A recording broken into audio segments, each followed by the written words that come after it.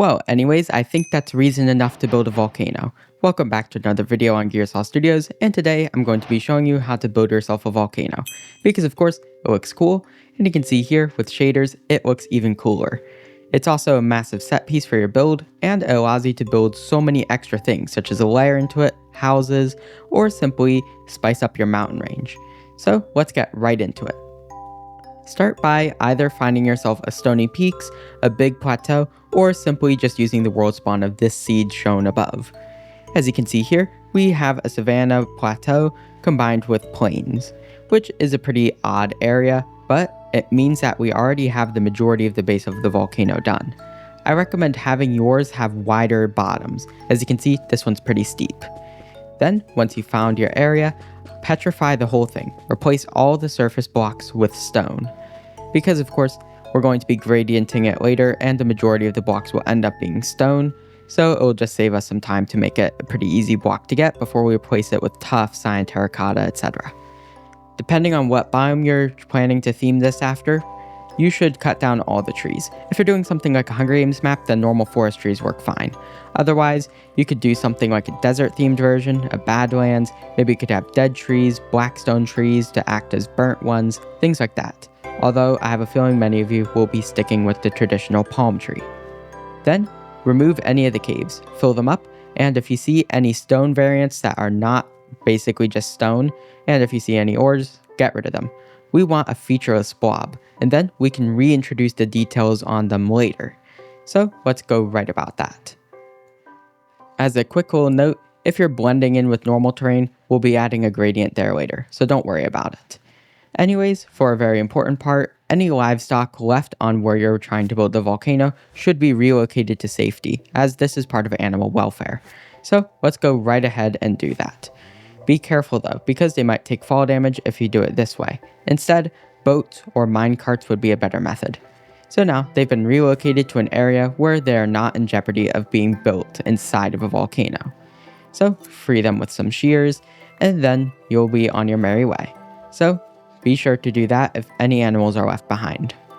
Then, we're left back with the mountain, the featureless blob. That little cave right here, I'm just going to leave. It might be useful later. I might want to build magma caves as a tutorial, things like that. So now, we go up here, and we can see how there's this big gash in the ground. You are going to fill that in later. But now, in order to get an idea of what our volcano is going to look like, build a pillar. So you can see here, this will be the top of the volcano. Track my cursor and draw a line. As you can see here, this would be a pretty short, stout volcano, which is not something I particularly want. Instead, I'm going to go significantly higher, almost a cloud height. Be warned though, if your volcano intersects with cloud height, it might not look good. Especially if you want to go ahead and build some eruption plumes, then if that intersects with the clouds, it will look very goofy. So be sure to accommodate your height accordingly. You either have to go below the cloud height or significantly above cloud height. So now we have all this, and now we're going to be building some pillars up in order to converge and get an idea of what this place is going to look like. Go to the edges of your build and build up these pillars. They're going to be temporary, but they give a very good point of reference. So you can see here, they go pretty close to our designated height. I continue increasing the height of the build until you get what you can see in the intro and the cinematic. So we're going to do this. Adding them in, you can see how they're coming together, but also the fact that they're not perfectly circular to each other. This iteration is a little more so, but eventually I end up using the entire plateau. Don't make a perfectly circular volcano. That looks really weird. Instead, embrace some of the terrain oddities. Leave in some plateaus to plant stuff on or build things on. Just be sure to make sure it's actually natural looking. You might want to look at real images to help you out. But pretty much, if you do a perfect circle, it's going to look very boring. And you can see here, the cone is also pretty small. I'm going to be redoing the cone to make sure it looks good. Otherwise, it looks like I kind of taped it on, which is not something we want. So now we have a proper cone using the rest of the plateau, and we have a decent height with it. And we're getting pretty close to the part where we actually can start building for many hours on end. If it takes you many hours to do this, don't be ashamed. You're doing everything just fine because, well, it's a volcano. Every single block has to be placed by you once you start the cone. So we're going to carve this into it. Make sure to introduce imperfections into it and other things to make it look natural. Additionally, you might run into an issue later where your little scaffolding pieces here, the tall spikes, they might be showing through the build, which will make it obvious where you actually placed them and thus ruin the illusion of it being natural. So that's a mistake I accidentally partially left in. But fortunately, you can solve it with some horizontal ones you can see here. That can help alleviate some of the issues, and then you can mess up some of the horizontal stuff to hide that. And then we can even put lava streams to hide the corners. But you can see here how all the lines kind of converge in one area. It becomes pretty obvious where my scaffolding was. So be sure to avoid that when possible. But we're now really getting something. Even though the actual lines are very obvious now, I'm going to place lava over them and then they'll be nice and hidden. You might even want to use the spikes as a designation where to place it. And now, right about here is when your friends log onto the server, see the volcano, and really wonder what kind of SMP they ended up in. But now, we have everything here, and we're just going to continue building. Don't worry about the very top. Get to a decent height, and then leave it at that. If you want to do something dramatic though, you can go to the very top, make a little entrance here, and then build a little bridge, because this is always ominous, because you can throw things right into the volcano. Very good set piece for any cinematic trailers, or just a very elaborate trash can for your Minecraft world. Now our volcano is complete. We can see how the actual cone is pretty much in place. Be sure to add little spikes onto it though. You can see how there's a little mini volcano attached to the right side here. Add those, and then you can build a walkway all the way up. So now we go to the very top, we have our entrance here. If you're doing this entrance, then it should be a bit above the lava layer, and then the spikes surrounding the build should be a bit above that as well. So let's do precisely that. Build more of those scaffolding bits. Fortunately, they're going to be very thick, so we won't actually see them in the end. And then make them relatively flat on top. The spikes at the very top of volcanoes typically break off rapidly in real life, so it would be more realistic. And don't make them too thin like that. That looks a little weird. They should go at a slight angle. Maybe you start 3 blocks to the left or right from where you started, and then thicken them up, smooth out the tops, things like that. And then we'll worry about changing the blocks to look more appropriate for something that is constantly scorched with hot lava. So you can see here, some of them are coming in, and they're looking pretty nice. We should make the contours between them, the little inside parts before the spikes, make those deeper though, because that makes your spikes look cooler. And then the one above your entrance should always be the tallest one, or the one opposite. This is simply to make it look more dramatic. So make any changes you feel are needed as well. If you have anything that I don't cover here and you want to do, you can always comment them in the comments below. Because of course, we're all learning to build here, so I'd like to know any cool techniques. Who knows, someone else's volcano might be missing that little thing and you made their day. Then for the walkway here, make sure it's arch-like. So we put in little things on the bottom and line them up like that. So hooray, we have a good idea of what this is going to look like. We're going to finish the spikes, and then we're going to start adding some of the gradient, the lava, things like that. Now it's lava time, which means we go to the top of the volcano. I'm still working on the edges. Don't be bothered if they go up and down a little between clips. This is just part of the building process. Go maybe 6 blocks under your area, maybe a little bit more depending on what effects you're going for, and make a line of magma, or something else that's cheap and fireproof. Go across this, and this will be where you place the lava layer. I'm going to use obsidian to make it more obvious for the build. Then here's our gradient. We're going to be going from magma to actually mud and then gray concrete. So go across the sides of your build and outline it. You might want to make these magma parts have little shores on the actual lava, because we might accidentally intersect with the outside or you'll get some really weird looking insides.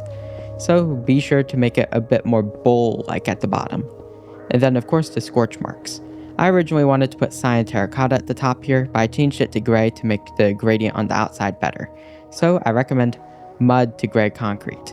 You can see here, magma to gray to smooth basalt to cyan has worked very well. Additionally, the walkway has blackstone, and at the very tip, we have gilded blackstone because it looks like embers inside of rock. Then, under the obsidian or your lava layer, whatever it is to you, place down campfires at varying heights. While I can have singular ones here and there, try to avoid placing them under your walkway. You can also place star patterns of them. When you place down the star patterns, make them a little bit lower. If you vary the heights, then they'll be more interesting. I don't really do that so much here, but it might be better for your build. It's up to you. So we're going to go through and do all of that, and then the bottom layer will become completely lava. Assuming you are in survival mode, there's the question of sourcing your lava. Also, make sure none of it pours down, and all solid blocks.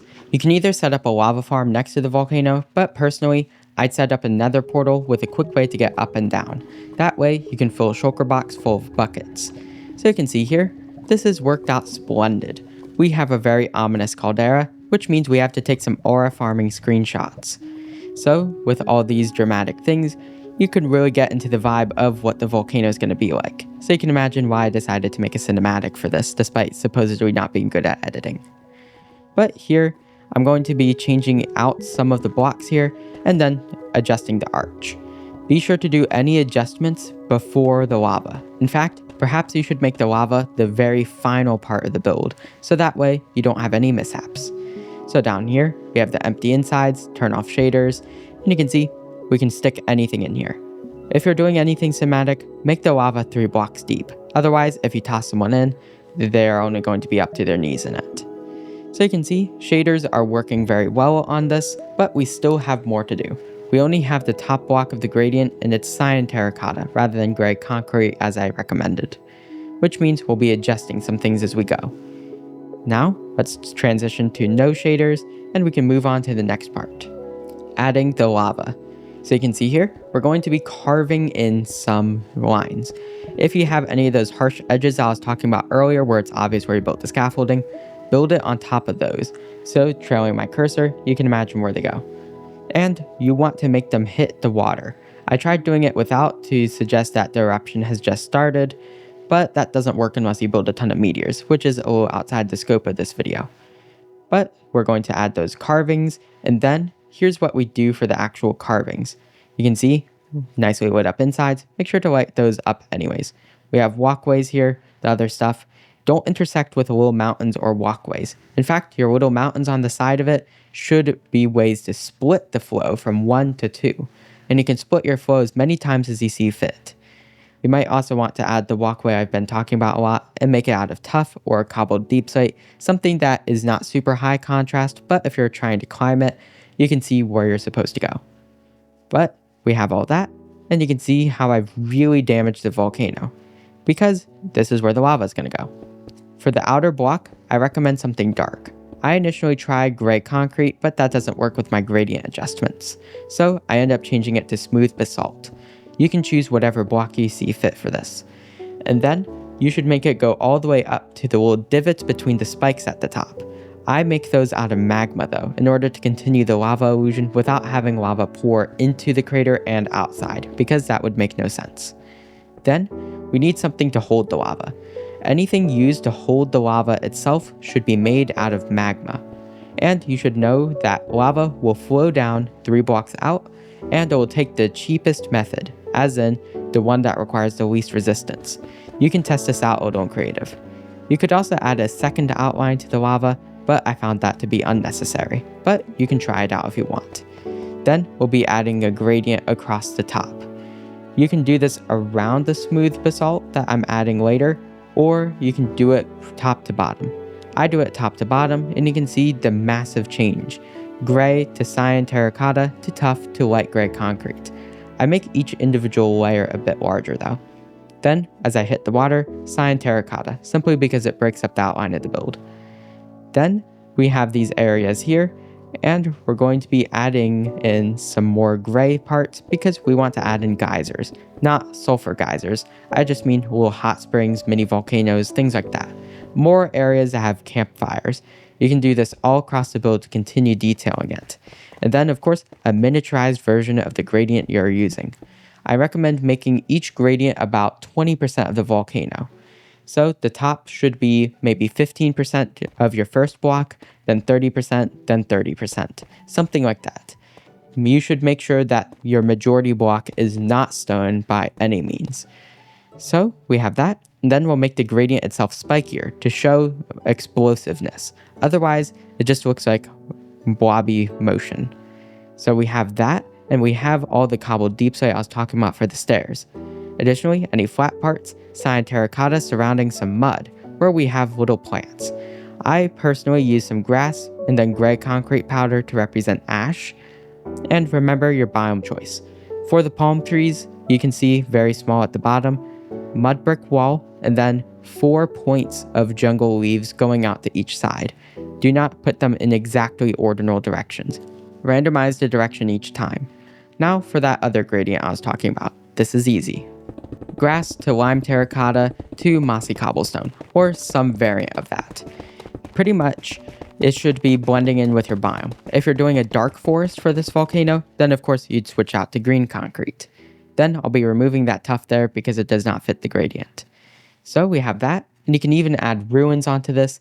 You can add little entrances as if someone was living inside the volcano somehow. Deep slate and tuff work very well with this. There's a whole bunch of things you can do. And I added some burnt trees towards the bottom of one part, but I didn't really like them, so they're really just an Easter egg on this build. The pathway itself, you can see cobbled deep slate. I also added in some magma to act in as less intense streams of lava. And you can see how they're going into the little divots at the top. And the top, you can see, has been largely unmodified. I said the gradient earlier. Which means we are done with this build. There are so many little things you can add to a volcano that I could never possibly cover each one. But, of course, trees, foliage, ruins, houses, stone bricks, things like that. Things that suggest a story, like the cinematic and intro. What was the book so important about? You'll learn eventually. Why are the villagers trying to chase it? I don't know. But you see how just leaving those open-ended things really tells you how to build. So, we have a story here. This volcano must have some sort of power, and it's erupting right now, quite mildly. But either way, we have a volcano, and it's the end of today's video. If you enjoyed this video, remember, please like and subscribe, it really helps me out. Either way, enjoy the rest of your day. Gearsaw out.